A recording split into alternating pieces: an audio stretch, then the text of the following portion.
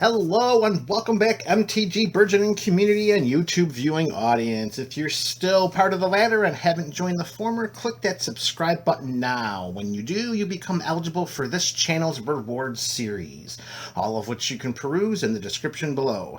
It's Build a Deck Tuesday, and we're going to begin a new Build a Deck series, and our general commander is Sisay, Weatherlight Captain.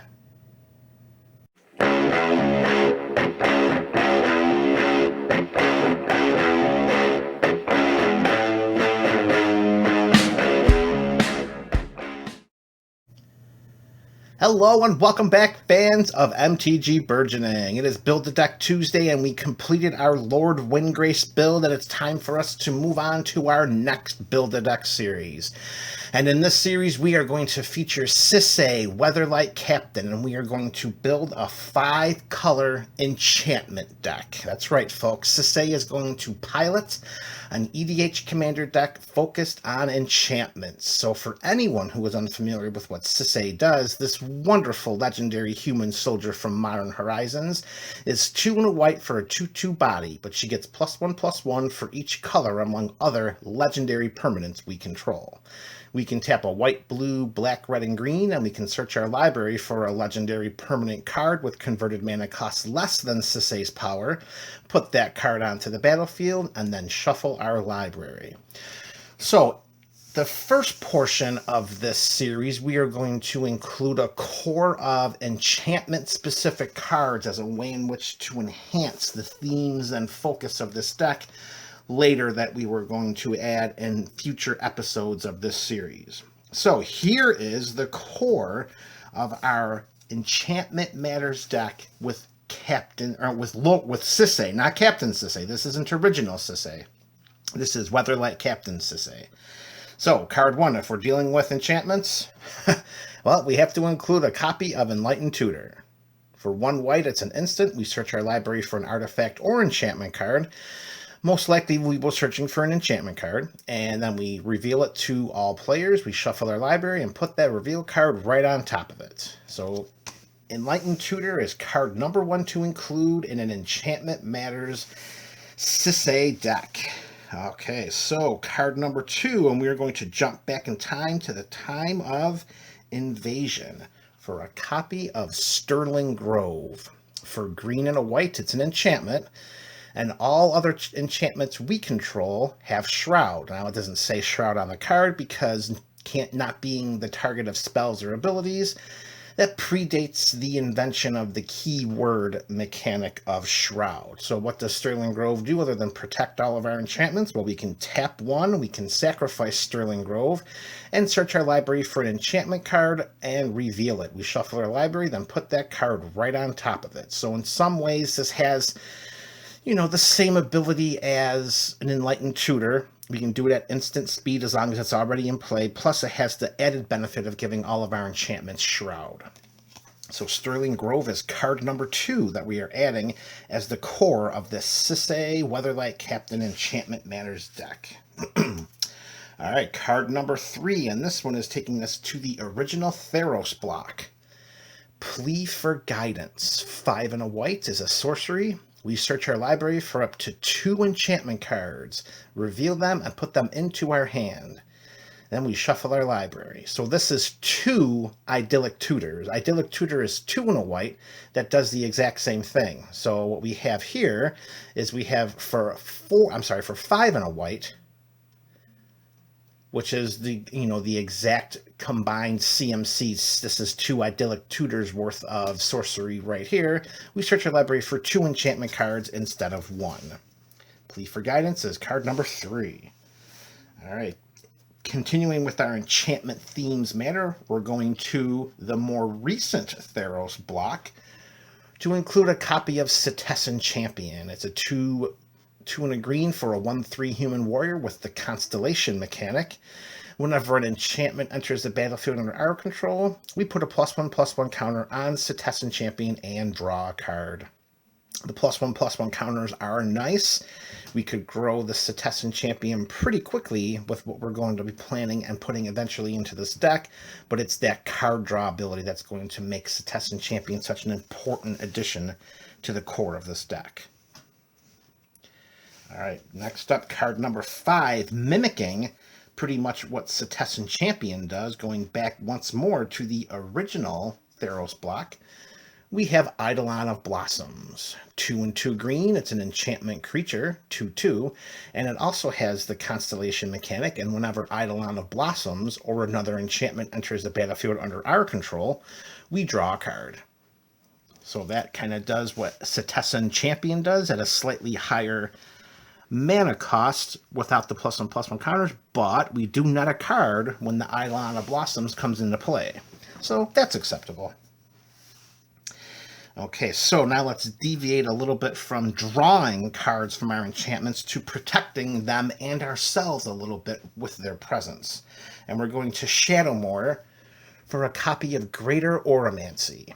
1 and a white, it's an enchantment. Other enchantments we control have Shroud, and enchanted creatures we control have Shroud. Now, I don't believe that we are going to steer this deck into a focus of auras. This is going to be much more of an enchantment theme. So the second part of Greater Auramancy most likely isn't going to be as powerful or as meaningful as the first part, giving all of our enchantment Shroud, similar to what Sterling Grove does, can really, really help us out and make sure that we can do exactly what this deck is intending. And can you imagine if out on the battlefield we have a Greater Auramancy and a Sterling Grove?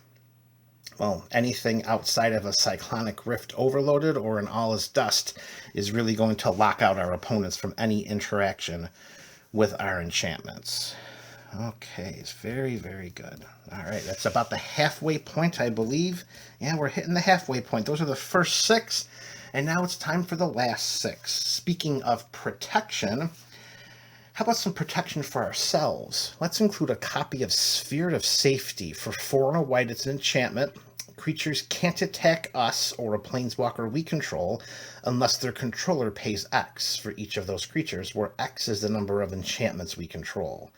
The number of enchantments are going to be pretty high in this deck, so to have this pumpable propaganda-like card, Sphere of Safety can really keep our opponents at bay that might be rolling out tribal decks, token decks. You can really, make them have to pay a tax each time they want one of their creatures to attack us. Oh boy, which is going to be equal to the number of enchantments we control. So that's a pretty nice way in which to protect ourselves. All right, staying on theme with Enchantment Matters, what about if, for some reason, we have some enchantments in the graveyard? Well, let's see what we can do about that by including a copy of Gen, the Arcanum Weaver. For a Mardu, it's a red, white, and black. It's a 2/3 legendary human wizard. We can also tap a Mardu, tap Gen, and sacrifice an enchantment to return an enchantment card from the graveyard to the battlefield. Now, of course, it's going to be very apparent that not all enchantments are going to be created equal. So some enchantments that are on the battlefield may be less valuable and less powerful than something in our graveyard. And even if that's not the case, as we slowly shift again to the right to reveal, look, there's Sterling Grove, which we might have already tapped one and sacrificed to tutor up an enchantment. So we'll sacrifice another enchantment, bring Sterling Grove back, and continue that cycle. So again, Arcanum Weaver will act as a nice, graveyard recursion, 1-for-1 kind of thing. All right, here we go. The last 4 of our core dozen for the Sisay Weatherlight Captain Enchantments Matter deck. Hannah Ship's Navigator. Staying on theme with Graveyard Recursion, she's a legendary human artificer with a 1/2 body. She's 1 in an Azorius, and we can tap 1 in an Azorius and turn her sideways in order to return target artifact or enchantment card from our graveyard to our hand. Again, similar to Enlightened Tutor, we're most likely going to be utilizing Hannah to return an enchantment from the graveyard to our hand. But again, another source to return those enchantments, similar to what Gen does. Even though Gen puts it onto the battlefield, Hannah puts it into our hand. All right, so staying pseudo on track with bringing enchantments from places that aren't in our hand, let's talk about what Zur the Enchanter can do for us. For 1 and an Esper, it's a 1/4 legendary human wizard with flying. And whenever Zur the Enchanter attacks, we may search our library for an enchantment card with converted mana cost 3 or less and put it onto the battlefield. And if we do, we shuffle our library, of course. It is not going to be hard to search our library to find an enchantment that costs 3 CMC or less. So including Zur, the fact that he has evasion and a pretty good defensive body at 1/4, seems like that we should be able to attack into our opponents without fear of Zur dying and then get an enchantment card right from our library right into play. And let's be honest, Zur the Enchanter could fetch out a Sterling Grove, which will then let us fetch out any enchantment thereafter. All right, and we're down to our last 2 cards. Next up, card number 11 in this core is going to be 1 copy of Calyx, Destiny's Hand, from Theros Beyond Death. Calyx is a planeswalker for 2 green and a white. Comes into play with 4 loyalty counters. We can +1 Calyx to look at the top 4 cards of our library. We may reveal an enchantment card from among them and put it into our hand. Then we put the rest in the bottom of our library in a random order. So we get to loot the top, not loot, we get to, what is this stinking thing called? We get to, anticipate, I guess we can say something like that, for an enchantment-specific related ability. So we can dig for an enchantment. The -3, we can exile target creature or enchantment we don't control until target enchantment we control leaves the battlefield. So, enchantment removal is definitely not as common as creature removal or even artifact removal. So having an exile ability tied to an enchantment staying on the battlefield, well, it's going to work out for us. And then if we're able to ultimate big bang Calyx, then we can -7 and return all enchantment cards from our graveyard to the battlefield.